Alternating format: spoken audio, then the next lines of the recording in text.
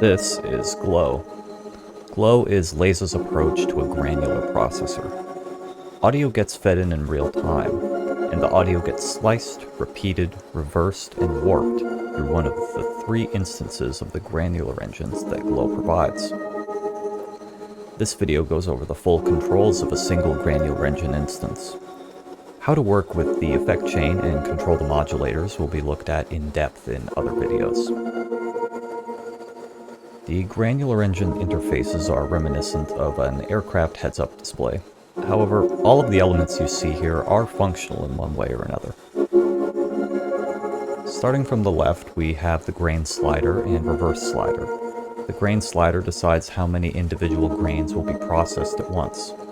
This control is only used when in cloud mode, which is currently selected. Changing this to stream mode makes it so that only one continuous grain is processed at once, fading in between different locations.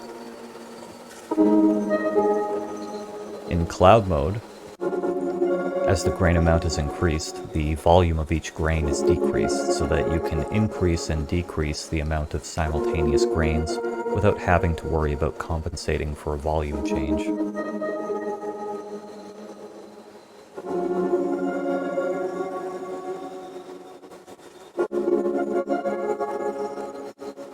The reverse slider changes the chance that a grain will be processed in reverse.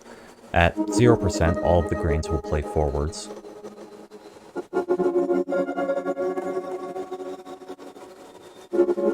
And at 100%, all of the grains will play backwards.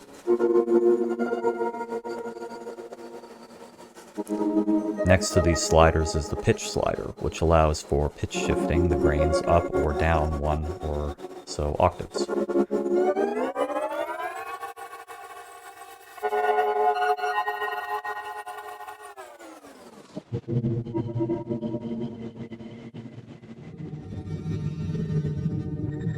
In the middle, we have the read position. Changing this to a point at a different location of the incoming audio will play from that area.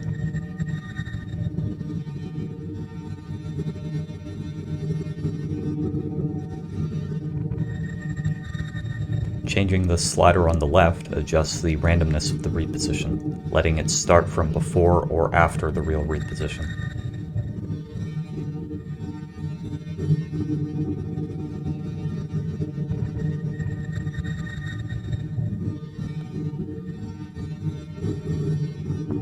Above the read position is the pan and spread controls.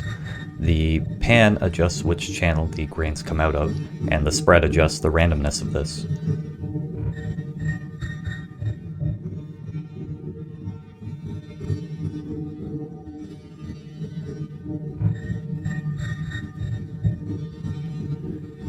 Keeping the pan at the center and increasing the spread totally, for instance, will play the audio files randomly in both channels.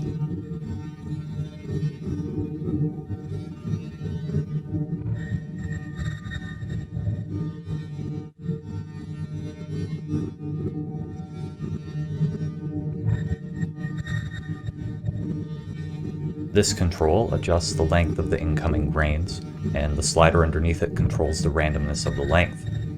If the engine is operating in stream mode, then the length can also be synchronized to match with the host BPM.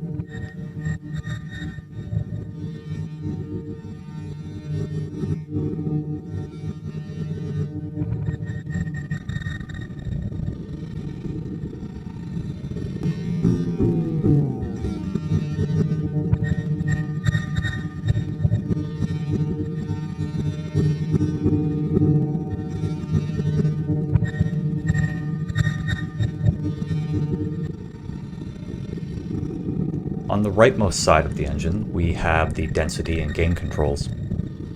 When in cloud mode, the density controls how likely it is that a grain will begin playing after another has ended. Increasing this to 100% makes it wait almost no time at all, and bringing it down to 0% makes it wait much longer. The wait length also accounts for the grain length, so longer grain processing times will have longer wait times when the density is turned down.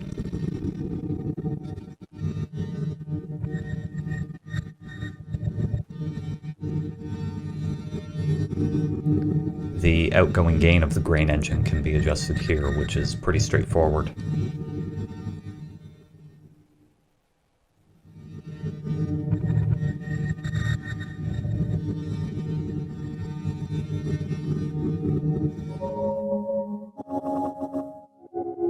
In the bottom center we have the freeze section. This section brings a lot of Glow's outside the box ideas into play.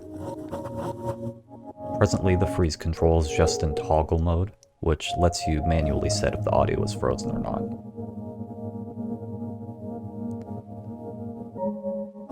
Additionally, a feedback control is present, which feeds granulated sound back into the engine's granular buffer.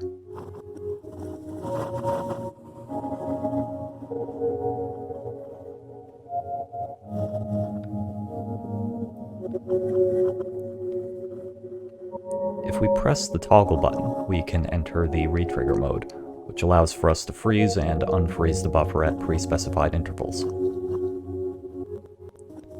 Currently, the retriggering is happening at a quarter note synchronized to the host BPM, and we can also set this to be fixed that isn't synchronized.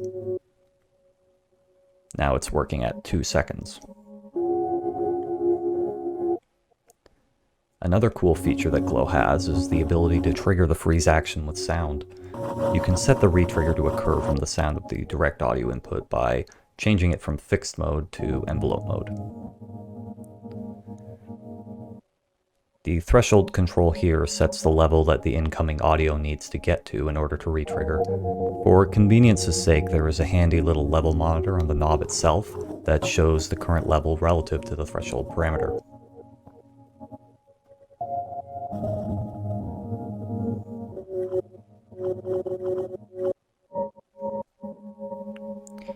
If you want to, you can set a sidechain audio track to control the retriggering action as well. If you want to do this, you'll need to know how to set up sidechaining in third-party plugins, whichever way your DAW handles it, and then you just switch from input mode to sidechain mode.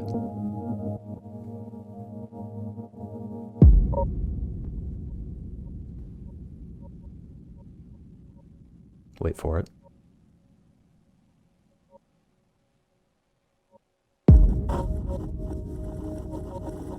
Now it's synchronized to an external audio input.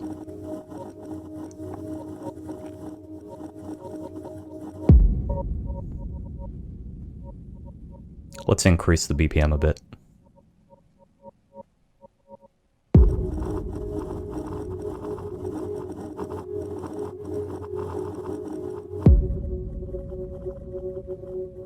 A bit more.